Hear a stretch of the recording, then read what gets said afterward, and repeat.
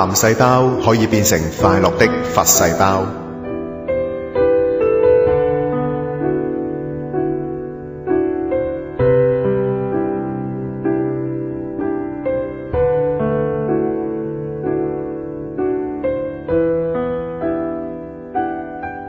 假如你係一個信佛、念佛已經好開心、歡喜嘅人，應該冇咩必要再講啲乜嘢嘅啦。假如你呢一生仲冇好好咁準備，又已經患咗癌病或者其他重病，令到內心好苦悶，生活得好恐怖，唔知應該點做好，咁或者我哋可以互相勉勵。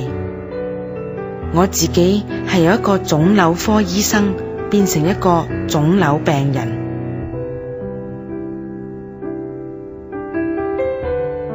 你可以認為，既然係咁，佢一定係一個最渣嘅醫生啦，根本就係泥菩薩過江，自身難保。呢種人講嘅嘢一定冇用嘅。的確係咁，好多人都笑我自己都覺得好笑。真係一個蠢醫生。不過喺呢一個世界上，實在揾唔到幾個唔會病、長生不老嘅醫生，更加揾唔到一個可以保證自己唔病、唔會死嘅醫生。所以我嘅親身經歷雖然有啲好笑，假如你能夠慈悲、唔見笑、唔嫌棄嘅說話，就姑且聽一聽啊。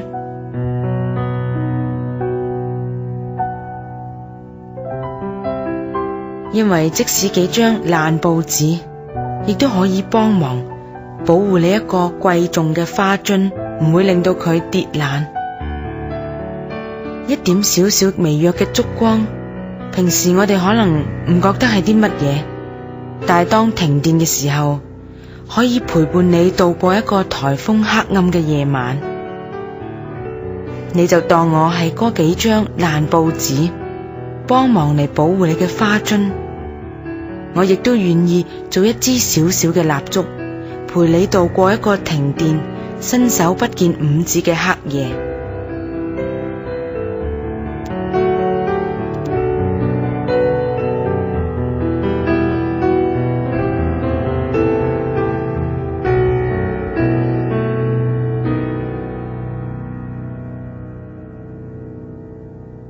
呢幾年嚟，時常都有啲患咗癌病嘅朋友，因為見到台中蓮社嘅老師陸續將我以前演講嘅一啲錄音帶做筆記嚟出版咗小冊子，就好想一齊傾下，彼此切磋一下，交換一啲患咗癌病之後嘅心聲或者心得。大多數想要揾我嘅人都係吃過好多苦頭，包括疾病嘅苦、治療嘅苦、旁人唔體諒嘅苦、自己生死恐怖嘅苦，甚至俾屋企裏面嘅人或者自己所愛嘅人遺棄嘅苦。大家受苦嘅時候，都希望有人能夠體諒自己內心嘅滋味。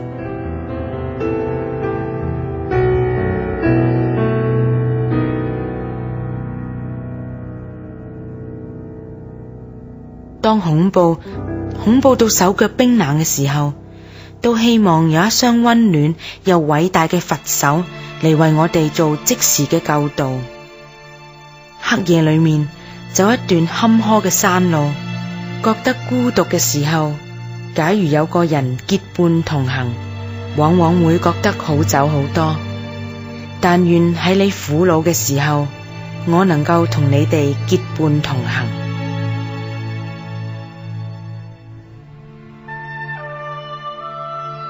我哋都一樣係會笑、會喊、會痛、會苦，有血有淚嘅人，遇到冇辦法解決嘅困難，都會煩惱恐怖嘅。當知道自己有腫瘤，而且叫做惡性嘅，生長喺自己身體裏面，唔知道將會帶俾自己有咩折磨嘅時候，好少人會唔驚嘅。當知道自己可能就嚟死啦，唔知道會去邊一度，可以話冇人係唔會恐怖嘅。我好感謝佛、菩薩以及一啲師長父母善知識嘅教導，令到我可以由呢一層恐怖裏面走出嚟。亦都好感謝以前喺醫院裏面好多病人嘅啟示同示現，令到我學習到點樣度過癌病嘅日子，而且學習活一日感恩一日，活一日快樂一日。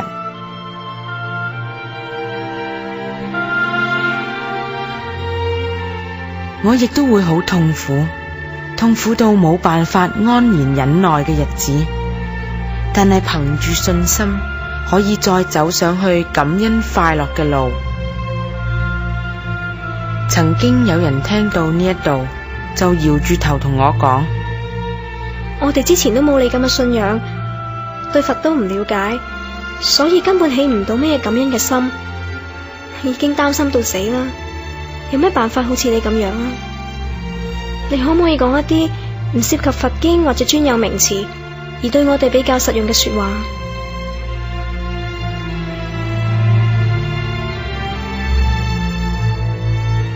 亦都曾經有一位病人對我講，我而家冇咩心情去研究佛經，我好擔心，日日都去翻查一啲醫學資料，越睇就越驚。有人叫我讀佛經，我個心好亂啊，咩都讀唔入腦。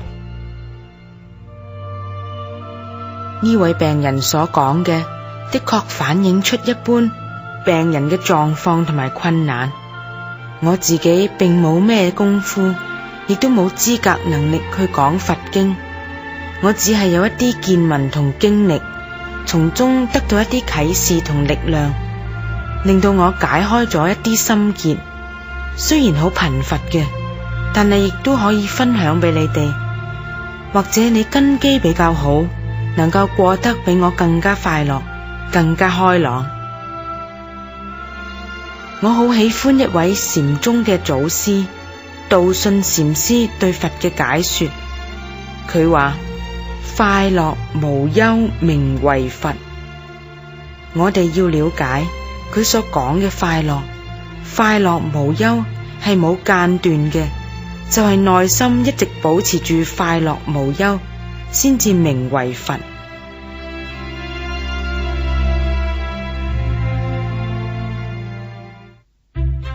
我先講一個趣事啊，或者你可以從中去體會。以前當我讀書嘅時候，喺大學2年班嗰一年要修解剖術嘅，首先要研究人體嘅骨骼同結構，邊一塊骨頭上面有啲乜嘢嘅窿，喺窿裏面通過嘅係啲咩血管神經，都要記得一清二楚。考試好嚴格，好多人都唔合格嘅。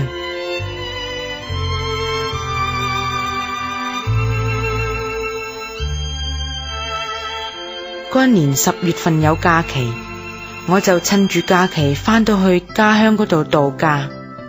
但係假期之後就要考試，所以放咗假亦都要將骨頭帶返屋企溫習。我哋學習所用嘅骨頭都係真人嘅真骨頭。我帶住一個頭骨同幾塊比較複雜嘅骨，逼火車返屋企，只係用一個簡單嘅手提袋裝住佢哋，抱喺胸前上車。車上面好多人同我一齊逼嚟逼去，逼過我嗰個袋嘅，大家都唔知道裏面裝嘅係啲乜嘢，所以大家都好自在，冇人話會有意見。後來我先知道，假如我攞一個骨頭出嚟，講明係真嘅，可能會有人讓座俾我，亦都可能旁邊嘅人全部走清光。喺嗰個時候，我只係好平常。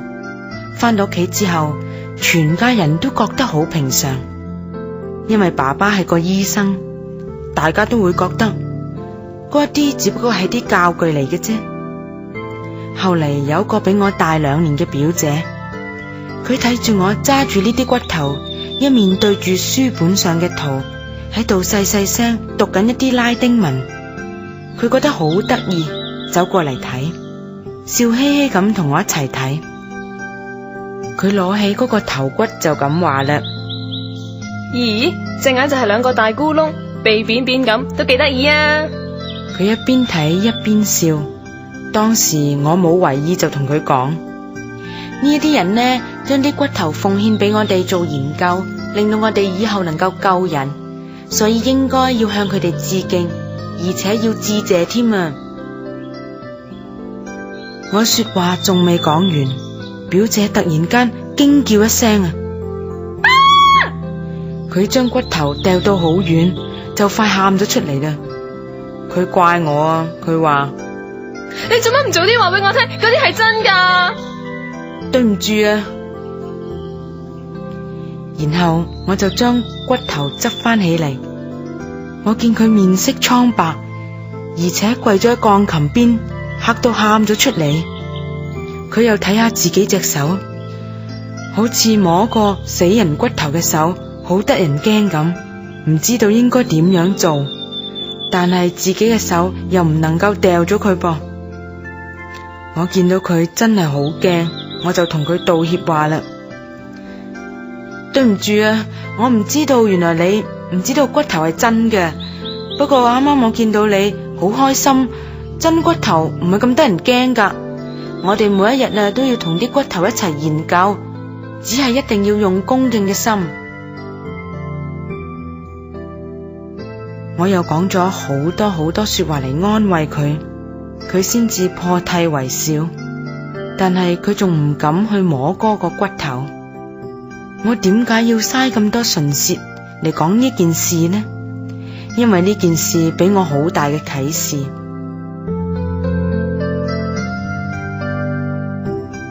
其實人都係要生活喺自己觀念嘅一個世界裏面，嗰個骨頭前後並冇咩差別，但係表姐嘅情緒就差天共地啦。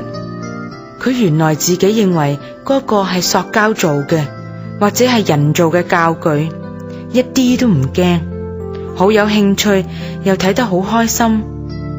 後嚟佢自己認為原來係一個好得人驚嘅死人骨頭，所以嚇到面青口唇白，將骨頭都掉到好遠好遠。雖然係一個真人嘅骨頭，但係如果觀念裏面當作係假嘅，唔得人驚嘅，咁樣就玩得自在又有趣。一旦喺觀念裏面將好單純嘅骨頭同細個時候聽過啲鬼故仔連想埋一齊，連面色都會蒼白到想喊起嚟添。而呢一個令到佢又喊又笑嘅骨頭，對我哋學醫嘅學生嚟講，只係一個用功嘅教學器具。對其他唔將佢同鬼故事諗埋一齊嘅人，亦都係覺得好平常嘅。因為本來我哋每一個人自己都有副骨頭噶，骨頭包喺肉裏面，唔係好平常嘅咩？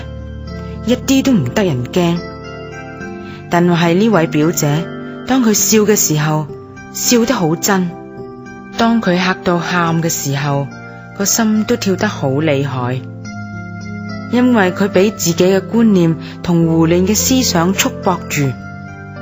我哋唔好笑佢，其實我哋自己亦都係一樣，都係被一啲觀念同幻象所欺騙。可以話色不迷人，人自迷。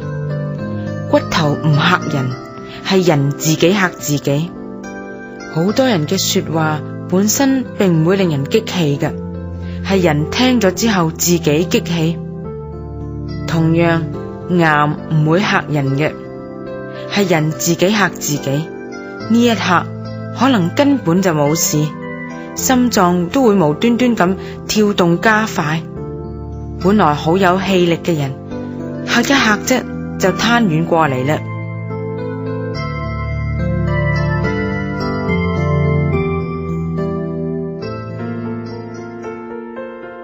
喺醫院做嘢，曾經發現一個事實，好多病人做咗放射治療、化學治療、血球大多數都會降低。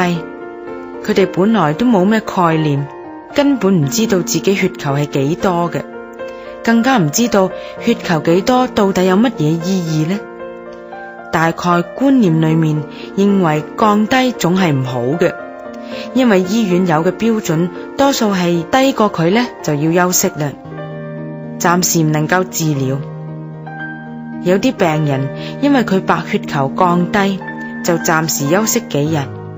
當佢喺屋企裏面覺得自己體力已經比較好，又翻去醫院度嘅時候，多數嘅人會以為自己嘅血球一定已經增加咗啦。所以當佢入到醫療室嘅時候，成日都能夠笑笑口咁同我講：呢幾日好咗好多啦，仲食到飯啊！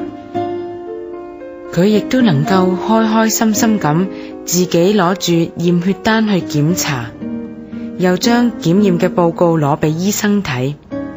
通常我哋喺睇報告嘅時候，病人都會問嘅：我而家啲白血球點啊？假如我照住報告上面嘅數目講出嚟，比佢上次更低，出乎佢意料之外嘅說話，似乎每個病人都會即刻面色一沉，腳一軟，變成好冇氣力咁話啦。點解仲會低咗嘅？等陣間佢就會好衰弱，冇氣力，對腳咧酸到幾乎咧行唔到翻屋企。我哋可以諗下，同一個身體，前一秒鐘後一秒鐘狀況應該冇咩太大差別嘅，但只係聽到一個令人失望嘅數字，心就會擔憂起嚟，即刻會由先前自己感覺精神好嘅情況跌咗落一個頹喪衰弱嘅狀況。呢一啲比食乜嘢毒藥發作都更加快。從呢一度我體會到人嘅心念有住決定性嘅強大不可思議嘅力量。科學嘅實驗亦都顯示，情緒嘅變化確實可以產生一啲物質嚟影響生理。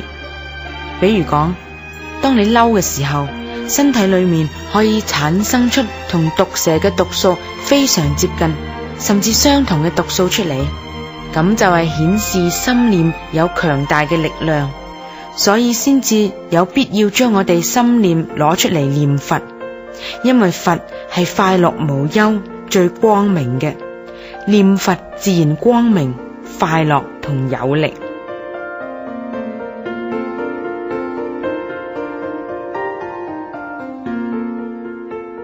心理學家曾經用一個死刑犯做咗一個實驗，我哋先唔考慮呢一個實驗合唔合乎人道。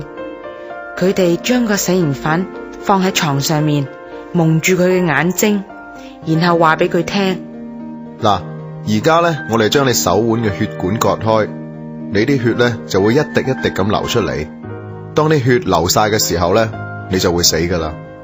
講完之後，就攞咗樣嘢出嚟，炸低喺佢手上面劃咗一下，其實根本就冇整損佢啲皮。跟住心理學家又用同佢體溫差唔多嘅水，一滴一滴咁滴喺佢手上面，令到佢感覺真係有啲暖暖嘅血液喺度流動。又用一個鐵桶喺手嘅下面接住嗰啲水，等佢聽到滴滴答答嘅聲音。跟住就話俾佢聽：你啲血而家一滴一滴咁流緊出嚟，再流多一陣就會流完。而家淨係剩翻幾分鐘，時間就到噶啦。果然時間一到，呢一個犯人就咁就嚇死咗。其實佢連一滴血都冇流過出嚟，一啲皮都冇整損過，純粹只係被呢一啲說話同埋幻想所欺騙。活生生咁就嚇死咗。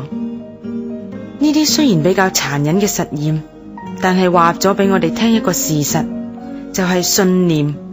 信念可以決定我哋嘅命運。呢一個死刑犯可以話係一位菩薩。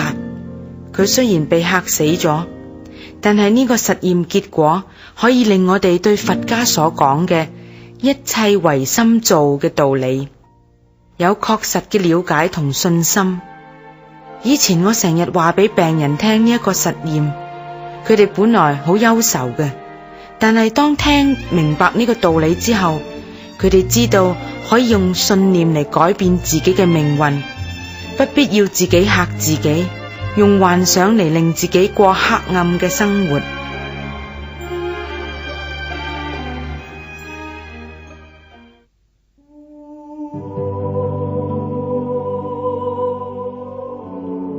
記得小學嘅時候，曾經讀過一篇閱讀測驗，係外國文章翻譯出嚟嘅。睇咗之後好感動，令我流眼淚，到而家印象都好深刻。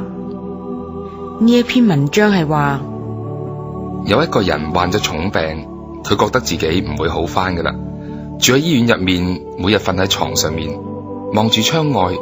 呢個時候秋天已經就快過去，即將進入冬天。外國嘅冬天好凍嘅，樹葉一片一片咁掉落嚟。呢個病人見到飄落嘅樹葉，內心好感傷。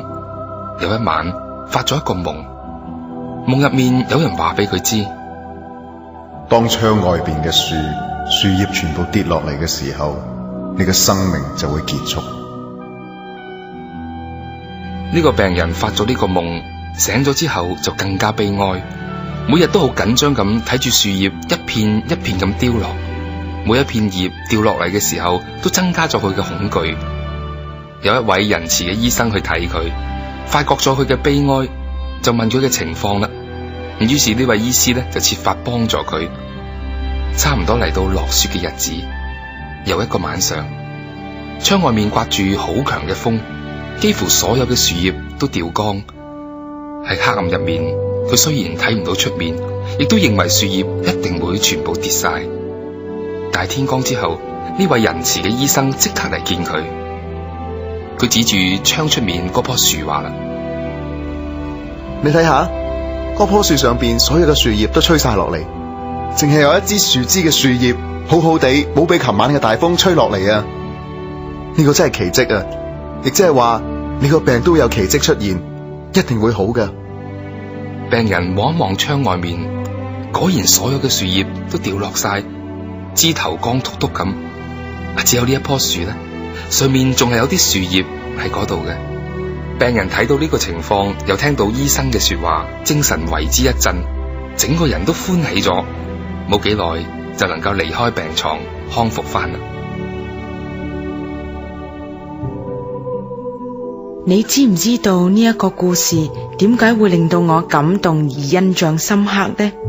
因為嗰啲唔跌落嚟嘅葉，係嗰位醫生為咗安慰呢一位病人，喺半夜裏面自己爬到樹上面做手腳整上去嘅。醫生將樹葉妥當咁固定起嚟，就咁樣令到病人振作，充滿信心、快樂咁生活落去。嗰一啲唔跌落嚟嘅樹葉雖然係假嘅，但係病人嘅信心係真嘅，佢所產生嘅力量亦都係真嘅。從呢一個事實，我哋可以了解信念有住決定性嘅作用。我哋可以決定有生之年可以過快樂嘅生活，唔受任何疾病嘅影響。呢啲係冇人可以阻礙我哋嘅。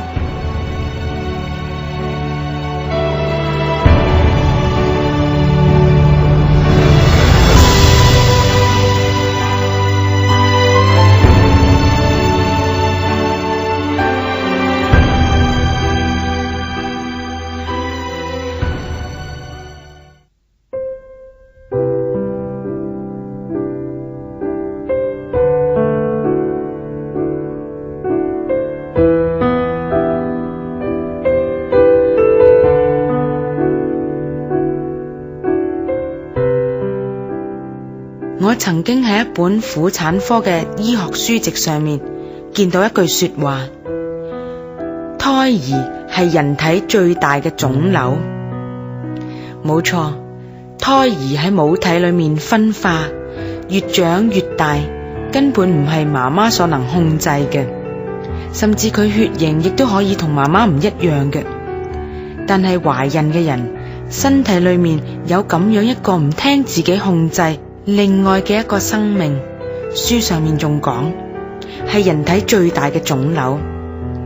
媽媽嘅心裏面就唔會覺得恐怖噃，大多數都係好高興添。呢一啲大概係見到大部分嘅人懷孕嘅情況都唔錯，所以理所當然就唔驚啦。假如我哋有一群患咗癌病嘅病人，大家都能夠快快樂樂咁生活得好好，以後嘅人就算得到癌病都唔會話太緊張，唔會有人規定咗患咗癌病就一定要垂頭喪氣、悲哀流淚嘅。我哋亦都可以振作精神、舒暢咁過日子。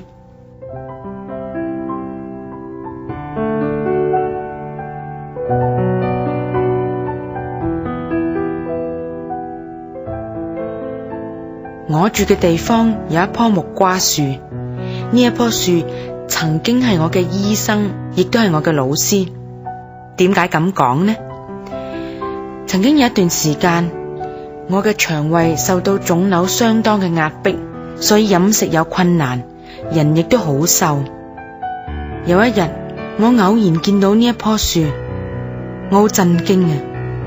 呢一棵木瓜樹嘅樹幹比我嘅小腿仲加細，係比我嘅手臂大少少啫。佢唔係好高，可以話係又瘦又矮嘅木瓜樹，但係呢棵樹上面竟然就生咗好多好幾層嘅果實，至少都有成30個木瓜，每個木瓜都比我嘅腫瘤仲大。呢一棵瘦瘦嘅木瓜樹並冇因為上面生咗咁多咁大咁重嘅果實而跌落嚟噃，甚至佢仲挺得好直，一啲都唔歪斜嘅。我望住佢非常之感動，因為佢有堅強嘅生命力，不由得含住眼淚向佢致敬咁話：你真係我嘅老師，我要向你學習。真係要學到好似木瓜樹亦都唔容易啊！但係唔通我哋就連一棵又瘦又矮嘅木瓜樹都不如？唔通我哋就係咁脆弱嘅咩？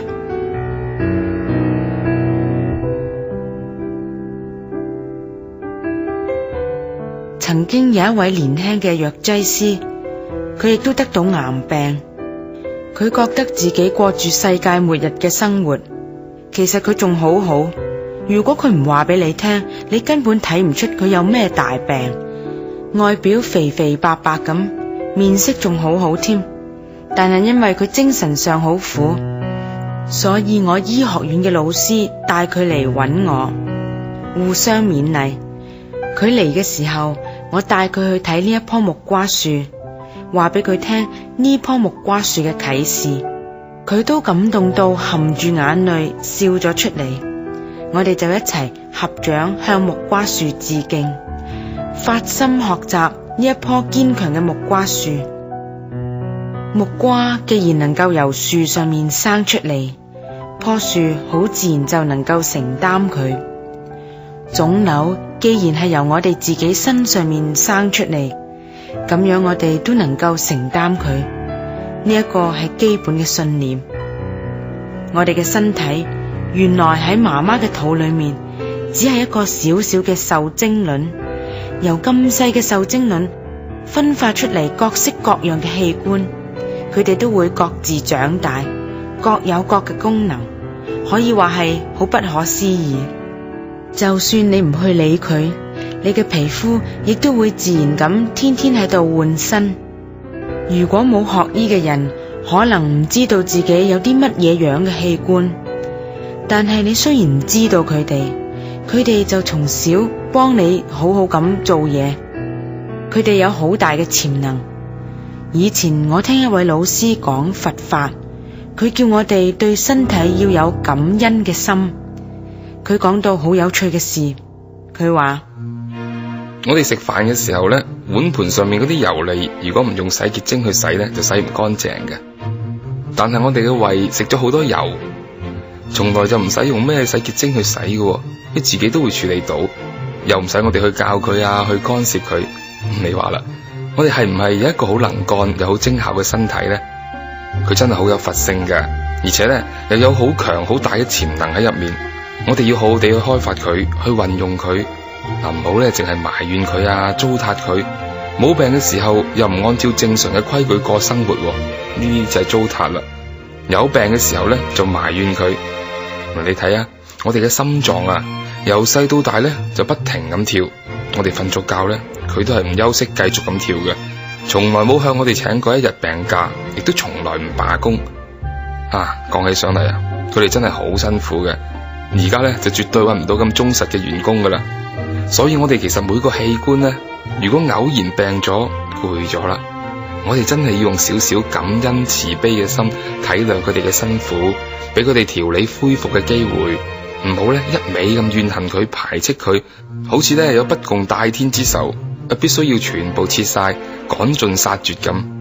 如果啲腫瘤啊生喺啲唔能夠切又唔能夠趕盡殺絕嘅地方咧，個心入面咧就好怨恨，就好恐怖。我哋諗下，假如有一個老闆，平時咧對員工又唔係點樣愛護啊或者體恤嘅，員工一旦有咗一啲啲嘅差錯啫，就將員工殺晒。哇！你話呢個老闆咧係咪過分呢？相信咁樣嘅老闆啊，所有嘅員工都會反叛啦。我哋可以諗下噶，喺仲未發現腫瘤嘅前一日，腫瘤咧都係存在喺我哋嘅身體入面嘅，而且咧大小都係差唔多嘅啫。你係唔係亦都帶住呢個腫瘤周圍去咧？但係咧你依然能夠工作，依然係同人哋談天說地。點解喺個腦入面一旦得到一個我有咗癌病咁樣嘅念頭之後，呢個世界咧就會風雲變色，成個人都變得好唔開心咧吓。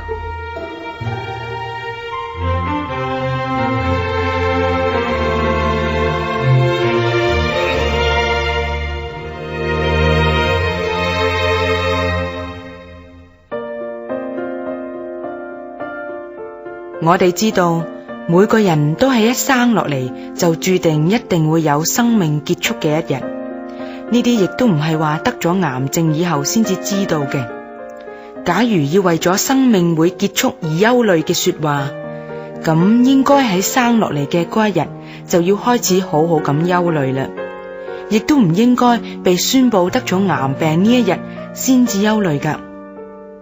其實癌細胞本來亦都係我哋身體裏面好細胞、好國民，因為有咗不得已嘅苦衷，受到壓迫、傷害、刺激，先至會令到佢哋發生轉變，亦都因為種種唔好嘅因緣、唔好嘅信息，令到我哋嘅細胞發生咗變化，變成分裂錯誤嘅細胞。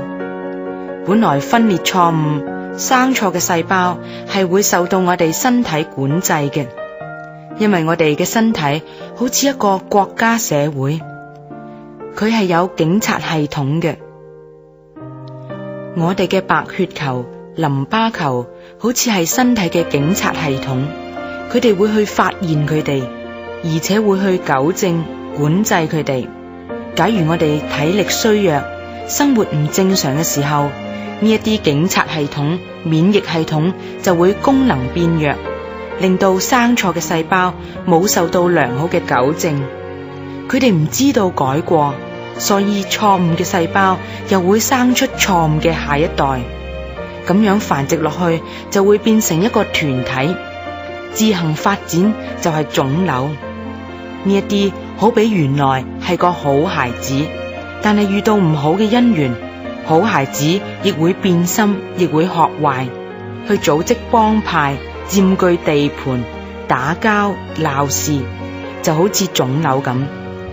當然有人會主張將呢啲嘅細路仔全部殺晒就解決咗啦，但係咁樣殺晒之後，係咪真係會解決到嘅呢？如果成個社會嘅風氣仲有因緣條件都冇改變嘅說話，以後第二啲好嘅細路仔亦都可能要變壞嘅。咁到底要殺到乜嘢程度呢？我哋要了解，細路仔會學壞係有原因嘅，我哋一定要了解原因，去消除原因。細路仔可以變壞，亦都可以感化佢哋嘅，令到佢哋變好。我哋嘅細胞亦都係一樣，唔係開刀通通殺晒就算嘅啦。我曾經認識一啲幫派出身嘅人，而且同佢哋相處得好愉快，我亦都好尊敬佢哋。佢哋並唔壞，甚至比一般人都優秀，身心亦都好敏銳，只不過一時因緣唔好，內心有不得已嘅苦衷，一時唔能夠解決，走錯一步嘅啫。如果有人真係能夠體諒佢哋嘅立場同苦衷，一念之間，佢哋亦都會變好嘅。佢哋善良嘅佛性一開發，甚至會超過我哋一般人。我哋要知道，因緣會改變嘅，細胞亦都一樣。細胞能夠變壞，亦都能夠變好嘅。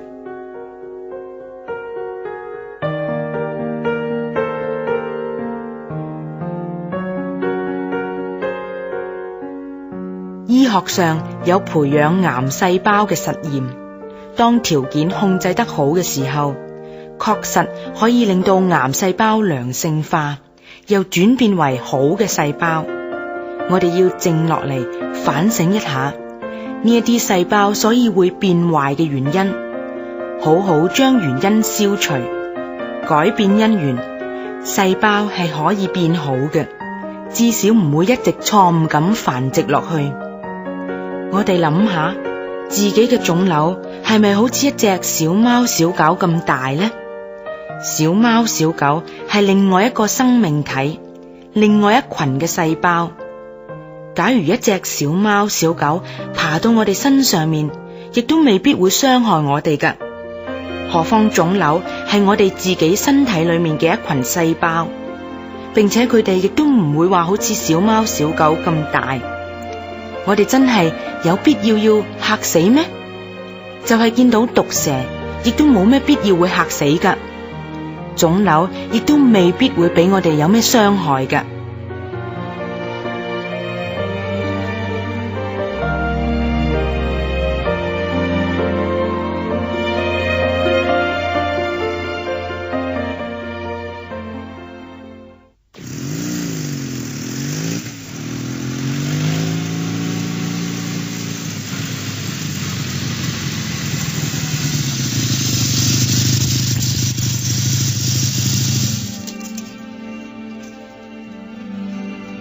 我哋有一位師傅，佢嘅人好虔誠。有一日，佢揸住佢架電單車喺山路上面，因為冇睇清楚，以為路上面有條繩，就由佢尾端壓過去。當佢壓過去嘅時候，先至睇清楚，原來係一條蛇，而且係一條眼鏡蛇。呢位師傅並冇因為害怕而加速離去，相反，佢即刻跳落車，好慈悲咁去睇下條蛇有冇受傷。呢一條眼鏡蛇被壓過去，本來縮起佢嘅身體，好似好嬲咁嘅樣，向住師傅衝過嚟。佢當時不假思索咁，好誠懇咁，好似拜佛一樣，向眼鏡蛇懺悔自己嘅粗心，然後又為眼鏡蛇念佛。嗰一條蛇見到咁嘅情形，仿佛真係能夠了解師傅嘅心意，就乖乖咁伏喺地上面，慢慢離開啦。我哋睇下，號稱毒蛇嘅都能夠感受到慈悲嘅心念，而改變佢嘅態度同埋行為，何況我哋自己身上面一啲不得已、一啲錯誤嘅細胞啊！我哋嘅身體有幾多好嘅細胞呢？大約有60兆良好嘅細胞。幾多先算係一兆呢？要1萬億先係一兆啊！所以我哋要知道60兆細胞係幾咁強大嘅陣容，點會因為有一群因緣唔好變壞嘅細胞，我哋60兆嘅好細胞就會俾佢打垮呢？理論上係絕對唔可能嘅，除非所有好嘅細胞都嚇死咗，都唔能夠振作啦。我哋可以用個比喻嚟體會，比如話有條村本來住咗一大群嘅壯丁，有一日嚟咗一個強盜，結果全村嘅壯丁都俾強盜殺光咗。你諗下有冇呢個道理呢？唔通呢啲壯丁都瞓着咗，或者係嚇破咗膽，全身發抖，失去咗功能？要知道壯丁係人，強盜亦只不過係人，點解壯丁要嚇死啊？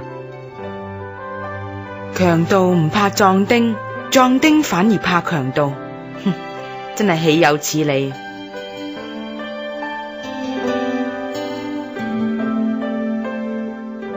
有一個先至係3歲嘅細路仔，人哋問佢話：小朋友啊，如果有壞人將你捉咗，要殺死你，咁你會點啊？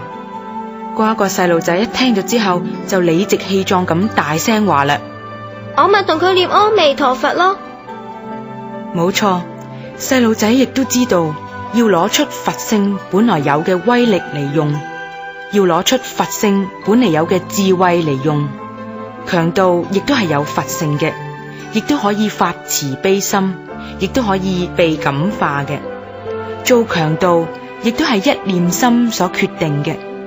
同樣，放下屠刀，立地成佛，亦都係一念心所決定嘅。我哋可以將全個身體60兆嘅好細胞聯合埋一齊，用偉大嘅陣容嚟感化少數變壞嘅細胞，起碼亦都能夠唔受影響，好好咁生活。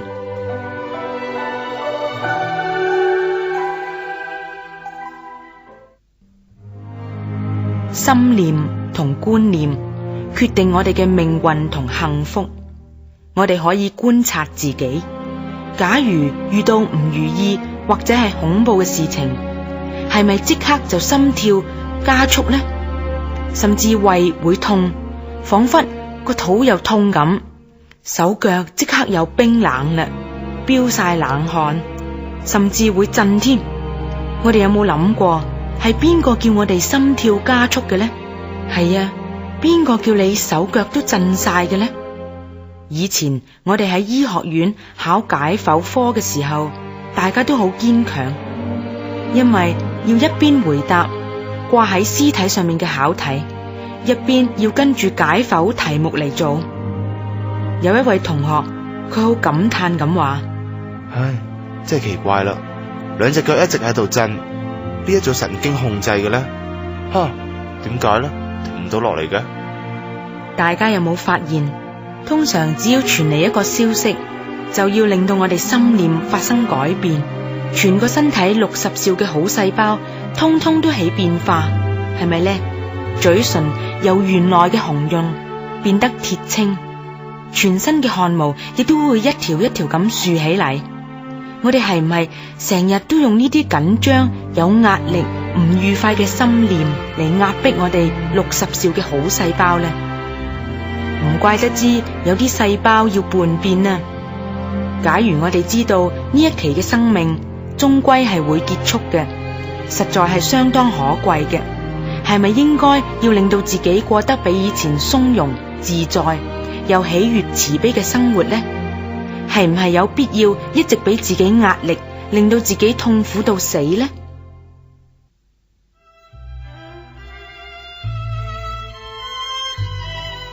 我哋諗下，如果我哋嘅上司體諒我哋、關懷我哋員工，係唔係會比較樂意效勞，為佢服務呢？假如遇到一個上司好苛刻，日日都發脾氣，埋怨我哋，想將我哋員工都開除晒，咁員工係咪會更加唔想做得好呢？甚至會特登搗蛋反抗，令到老闆倒霉。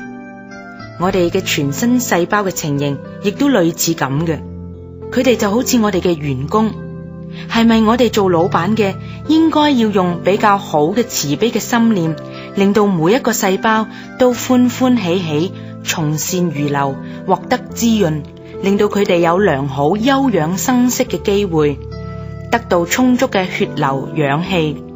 我哋可以諗下，當我哋覺得好歡喜又有善良嘅心念嘅時候，係咪渾身都覺得好愉快？我哋念佛念經就係要將我哋嘅心念安頓喺最高能量、最歡喜清淨慈悲嘅地方，咁樣可以普遍對每一個細胞產生好好嘅福慧同鼓舞嘅效果。念佛就係我哋嘅心念最寶貴良好嘅用途。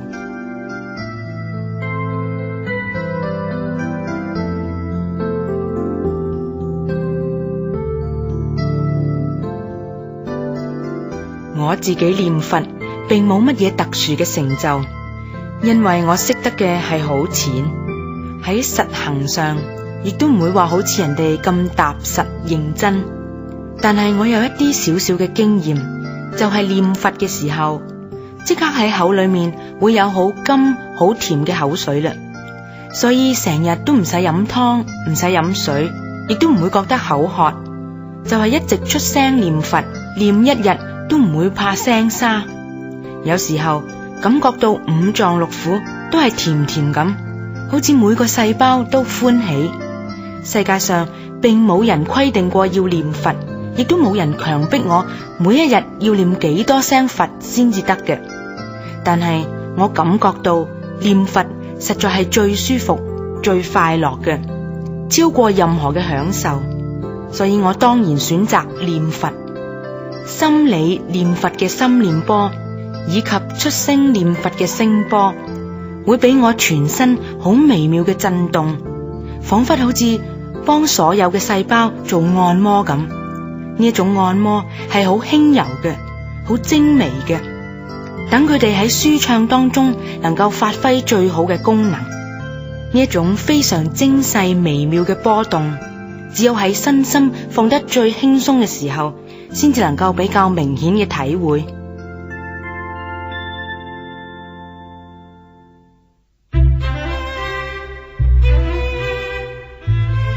醫學界同埋音樂界曾經合力研究過，用音樂嚟做治療，唔同嘅語音有唔同嘅療效，呢啲都有人做實驗嚟證明啦。當我哋放開心，全身好輕鬆，要清楚有韻律嘅念佛，相信會比一般嘅音樂更加有療效。因為喺佛嘅名字當中，蘊含住有佛要慈悲救度眾生嘅偉大心願喺裏面，亦都有好深嘅智慧喺裏面。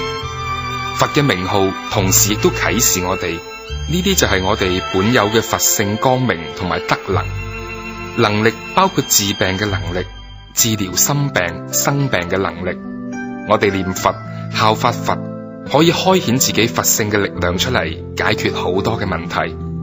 因為佛係已經將自己嘅佛性開發成功圓滿嘅人，當我哋稱念佢嘅時候，佢亦都會依照自己嘅心願嚟引導幫助我哋一齊達到永遠快樂無憂嘅境界。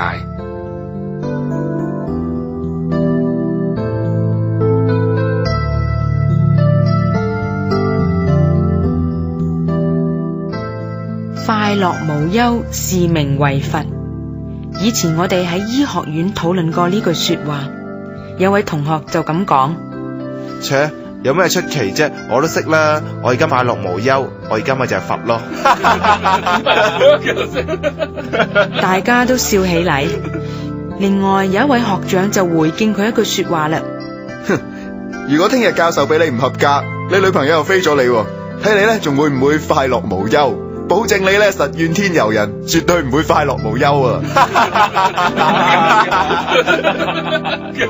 唉，咁又啱嘅。我呢個佛好短暫，好似個泡沫佛咁，用番梘泡做，隨時都會破滅嘅。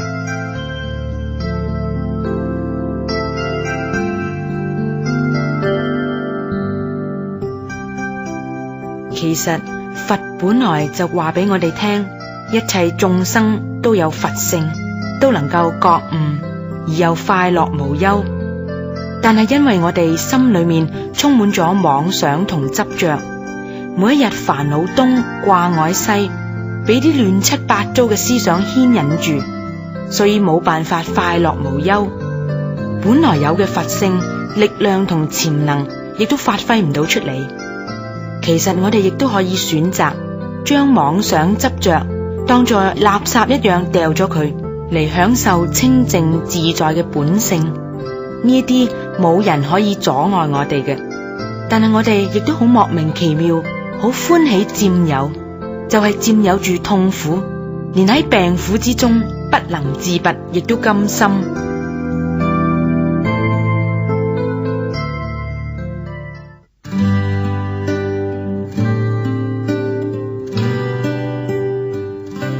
有一日，我問一位朋友話啦：你認為大便呢係得到定係失去呢？我咧做咗40年人，大便都大咗40年啦，諗都未諗過呢個問題噶。應該話咧，又係得到，又係失去啊！你係失去啲乜嘢，又得到啲乜嘢啊？好簡單啫，嗱，失去咗啲好臭嘅大便啦，得到咧就係輕鬆啦、舒暢啦咁啦。喂，你有冇諗過咧？大便算唔算係你嘅？算唔算係你所有嘅？喂，呢個問題仲好笑啊！你話咧，嗱，如果你話呢唔係你嘅大便啦，咁但係佢又真係曾經係裝咗你個肚入面，咁係由你條腸啦咁加工咁搞出嚟噶嘛。咁如果話係你嘅咧，咁但係啲大便又唔可以一直留喺個肚入面噶嘛，又冇人願意一直留住佢嘅，咁一定要將佢即係搞掂解決先得噶嘛吓。喂，嗱，其實諗下大便點嚟嘅咧？其實唔係好容易噶，你諗下啦。我哋好辛苦咁賺錢啦，跟住咧就去買嘢，買完嘢之後咧又好辛苦咁煮咗嚟食啦，食咗之後咧，哇，仲要經過一輪嘅消化，先至得到呢個成果啫。但係呢個成果咧，結果又唔能夠保留，一定要解決咗佢。唔解決放喺肚裏面咧，好脹、好痛、好辛苦嘅，要解決先至會舒服。放下大便就得到舒服啦。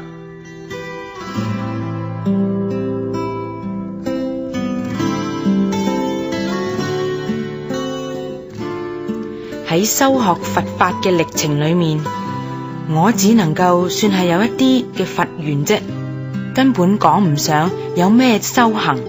但係呢一啲經驗令我覺得修行就好似去大便一樣，將心裏面嘅煩惱、垃圾、掛礙都放低，就得到一份輕鬆舒暢。如果將胡思亂想嘅力氣同精神都節省落嚟，體力就會好好多啦。我哋肚裏面嘅大便，假如唔放低，靠乜嘢藥物都唔會舒服嘅。心裏面嘅煩惱、垃圾、掛礙，如果唔真正咁放低，念佛係唔會得到舒服嘅。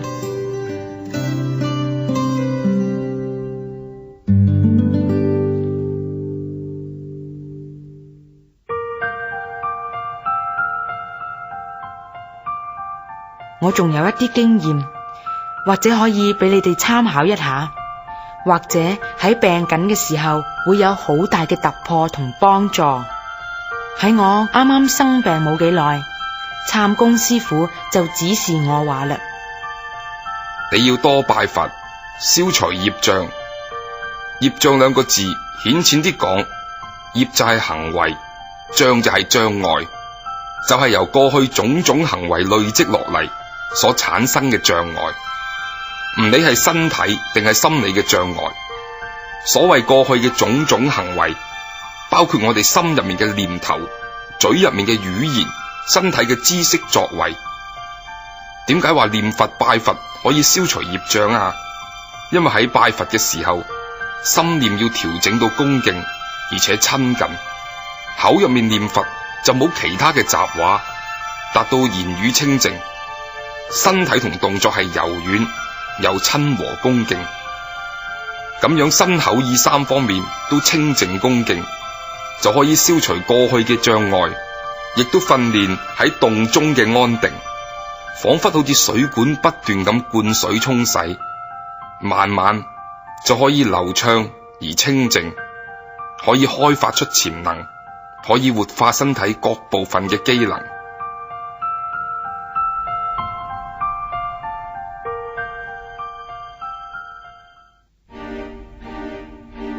喺我好衰弱嘅時候，因為腫瘤都好大，拜佛嘅動作係五體投地嘅，人要跪落嚟，而且頭要貼喺地上面。呢一啲動作，因為兩隻手、兩個膝頭同埋個頭都要貼喺地上面，叫做五體投地。本來呢個動作令到腫瘤同埋個腸逼埋一齊，感覺幾乎喘唔到氣咁。啱啱開始唔明白方法，企起身嘅時候覺得頭暈眼花，每拜一拜都好吃力。不過我對佛都係有好深嘅尊敬同埋信心，所以心裏面總覺得能夠拜死喺佛前，總比冇拜嘅好。總比瞓喺床上面病死嘅好，就再支持拜落去啦。啱啱開始，一日拜100拜，要好努力先至拜得到，感覺身體好沉重，稍為喐一喐都好喘氣，頭暈眼花。後來有一日，我知道有一位患咗骨癌嘅黃學長，佢已經冇咗一隻腳㗎啦，每一日都用佢剩翻落嚟嘅一隻腳，單腳咁企喺度念佛拜佛。佢每一日都能夠拜108拜，仲能夠做好多嘅家務。我聽到之後，我覺得好慚愧。我諗佢用一隻腳咁困難咁拜佛，都能夠好恭敬咁拜108拜。我有2隻腳，2隻腳仲好好咁，至少亦都要拜300拜啊！其實你只要自己試下諗，就可以知道一隻腳拜比2隻腳拜係困難10倍嘅。比我困難10倍嘅事，佢都有辦法做得到。我應該要更加努力，所以就發咗個願，要拜10萬拜嚟感謝佛恩，感謝父母師長一切眾生嘅恩惠，亦都回向苦難嘅眾生同癌病嘅朋友，大家都能夠離苦得樂。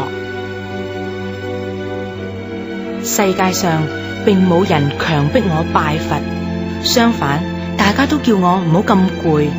我自己發嘅願，發咗願就要做，再苦亦都要支持落去。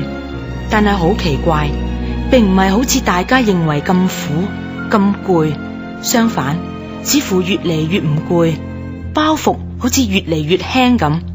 本來一日拜300拜，要分好幾次先能夠完成。後來唔知道點解，越拜就越輕快。我亦都冇諗過要加快速度，只係身體嘅重量好似減輕好多，有一種水管沖得比較乾淨，水流得比較舒暢嘅感覺，唔會好似啱啱沖水嘅時候，好似好多泥沙連埋一齊沖唔喐咁嘅樣。有一日忽然不知不覺咁一次就拜咗300拜啦，而且唔攰亦都唔喘氣，就好似啱啱拜咗1拜咁。又忽然有一日將600拜拜完，亦都好似啱啱拜完第1拜咁。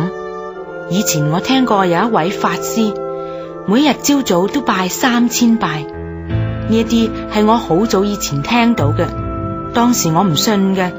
人哋話佢好快就拜完3000拜，我實在難以置信，因為我自己拜得好遲鈍，又好沉重，點樣加速度都冇辦法拜3000拜。其他亦都好似我一樣唔信嘅人，就去現場睇下嗰位法師拜佛，幫佢計下啦。真係睇佢拜得唔會話好迫切，望起嚟個樣都好鬆容，佢冇趕住速度，冇加快咁，只係睇起嚟好輕飄，動作好流暢，好似冇咩重量咁。幫佢計一計，真係3000拜，1拜都冇少。後嚟我先至真係相信，當人嘅妄想越解越少嘅時候，身體嘅負擔就會越少，越輕飄，活動越冇障礙，先至能夠做得咁快咁鬆容。喺佛門裏面咁樣默默用功嘅法師好多，計起嚟我係好懶惰好懈怠嘅。以前聽懺公師父話，拜佛係最好嘅運動同氣功，比太極拳更加好嘅。當時我仲未能夠體會，後嚟喺拜佛裏面發現好多拜佛嘅好處，以及拜佛嘅原理同醫學嘅原理相應嘅關係，先至慢慢了解師父嘅說話。拜佛係使我哋身口意清淨嘅運動，可以同佛相應，當然亦可以治病啦。拜佛同醫學嘅關係，我哋有另外一個專門嘅單元嚟討論。喺呢一度只係簡單講幾句。現代人精神好緊張，壓力大，全身嘅肌肉不自覺咁都好繃緊，亦都缺乏運動，成條嘅脊椎都好硬，好難彎曲。喺醫學上面嚟講，脊椎一節同一節中間嘅縫隙係神經同血管通過嘅地方。由脊椎出嚟嘅神經係負責管理各個內臟嘅。如果脊椎一節一節逼得太近，就會壓迫到血管同埋神經。邊一節嘅血管神經受到壓迫，邊一節就會出現問題，佢所支配嘅內臟功能就會慢慢咁壞嘅啦。因為脊椎太迫，血流唔通，所以唔能夠送充分嘅營養同氧氣俾內臟嘅細胞。細胞如果欠缺氧氣，就容易變成癌細胞，所以同癌症有好大嘅關係。我哋嘅姿勢、動作同呼吸對成個病情有好大嘅影響。拜佛嘅動作如果正確，就可以幫助治療。拜佛嘅時候，要將頭好柔軟咁耷低，盡量垂到下巴，可以貼到胸骨。呢一個動作可以將肩膊嘅脊椎一節一節咁拉開，所以送到腦部嘅血流就會比較充足。而且拜落去嘅時候係用後腳踭嚟支持嘅，人一面跪落嚟，一面又將腰彎落嚟，最好彎到肚嗰度，可以貼到大腿。呢一個動作可以將脊椎兩旁嘅肌肉都拉長放鬆，令到脊椎嘅縫隙可以拉開，咁樣對成個內臟血流同神經有好大嘅改善作用。拜佛嘅時候，雙手本來係合掌嘅，但係跪低之前呢，將雙手先放開，放鬆，按喺地上面作支持，然後膝蓋先至跪落去。跪落去之後，腳底要翻向上，人呢就坐喺腳跟嘅中間，然後上身俯落嚟，將頭部印堂嘅部分貼喺地上面。嗱，要留意啊，呢個時候你嘅眼一定要打開嘅。呢一個動作可以矯正我哋嘅脊椎，因為人類為咗要維持站立嘅姿勢，所付出嚟嘅代價就係要腰酸背痛。一般人站立嘅時候，腰嘅部位比較緊張，所以腰椎都要向腹部嘅方向踏入去，咁樣會令到腰部嘅脊椎一節一節咁逼得太緊，造成壓迫嘅障礙。拜佛可以消除呢一個障礙，亦都就係消業障啦。矯正踏入去嘅脊椎，令到佢再度向背部嘅方向膨脹翻出嚟，亦都就係將逼得太緊嘅脊椎都拉開，消除壓迫。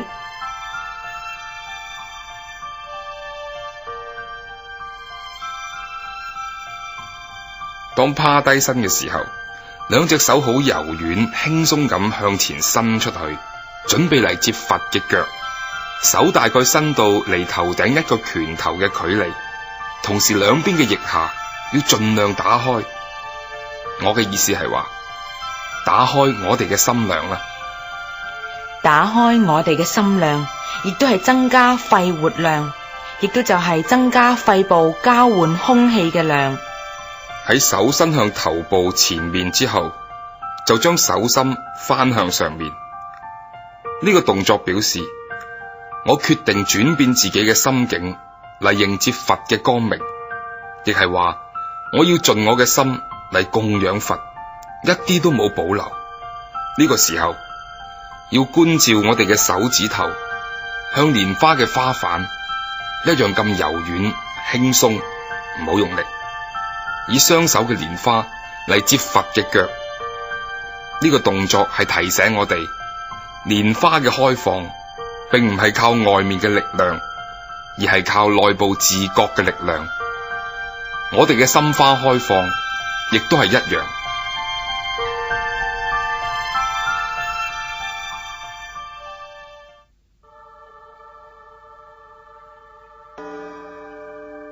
呢個時候要觀賞大慈大悲嘅佛企喺我哋雙手嘅蓮花上面，接手禮拜。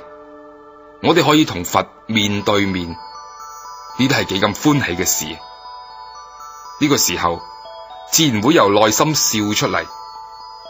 我哋喺度觀賞佛放清淨慈悲嘅光明，由我哋嘅頭頂照入嚟，係全身全心都清淨光明，一切嘅病痛就好似黑暗。如果係有光明，就冇黑暗。我哋喺觀賞所有嘅眾生，都同我哋一齊沐浴喺佛嘅光明入面。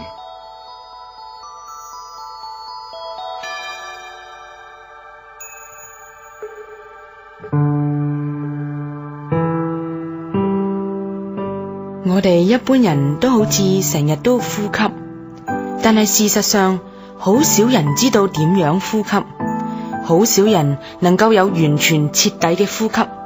點解呢？你可以觀察，只要人喺忙碌嘅狀態之下，或者心喺度注意外面嘅事情，佢嘅呼吸就會受到影響，變成好短好淺嘅呼吸，甚至有時候會喺半停頓嘅狀態裏面。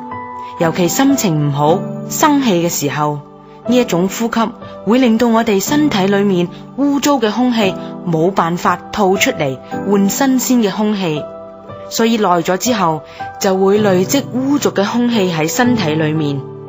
缺乏氧氣，細胞缺乏氧氣，好容易發生癌病變，所以容易得到癌症。我哋用拜佛可以調整呼吸，使到呼吸變成徹底又完全，所以拜佛亦都係好好嘅氣功。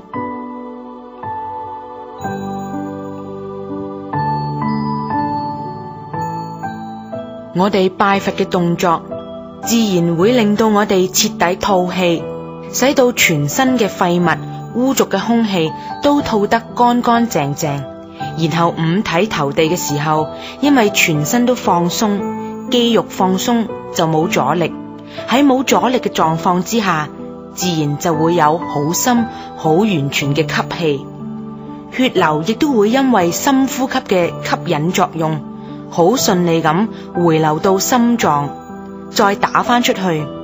我哋每一個細胞都能夠喺拜佛裏面得到豐富嘅滋養同氧氣，以及極樂世界快樂歡喜嘅氣氛。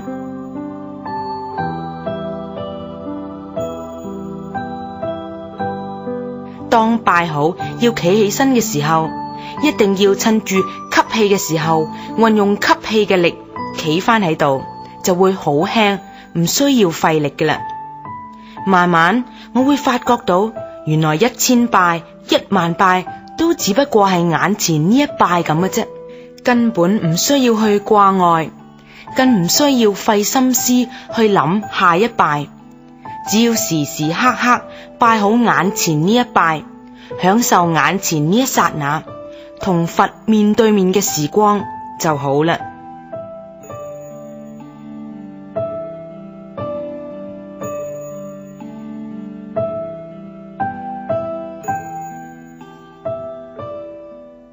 古人有話：萬古長空，一朝風月。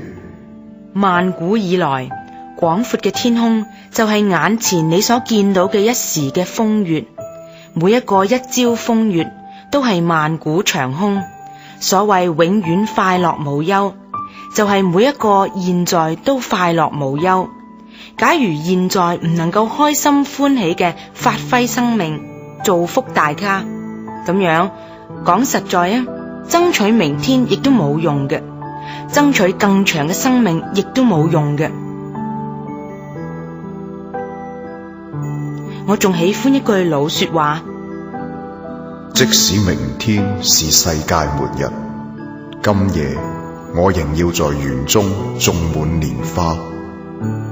以清